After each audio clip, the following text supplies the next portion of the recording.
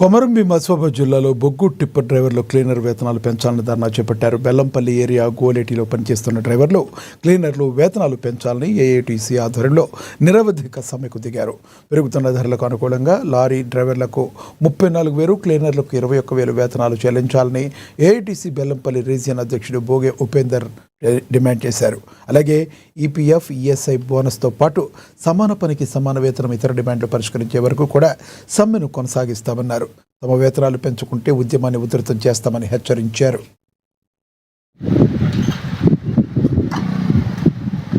నెల 3వ తారీఖు రోజు టీటీసీ యాజమాన్యానికి సమ్మె నోటీస్ ఇచ్చాం. ఈ సమ్మెలో ప్రధానంగా కార్మికులకు ప్రతి 2 సంవత్సరాలకు ఒకసారి వేతనాలు పెరిగి ఇతర సమస్యలు పరిష్కరించాలని ఉంటుంది. మరి సింగరేణి యాజమాన్యం కానీ చర్చలకు రాకుండా కార్మికుల సమస్యలు పరిష్కారం కాకుండా అంటే ఈ రోజు నుంచి కార్మికులు అంటే కోల్ ట్రాన్స్పోర్ట్ డ్రైవర్లు సమ్మెలో ఉన్నాం. ఇప్పటికైనా మేము ఒక్కటే డిమాండ్ చేసేది ఏంటంటే వీళ్ళు కోరిన అయినా కూడా న్యాయమైన డిమాండ్ పెద్ద కొంత కోరికలు కోరలేదు.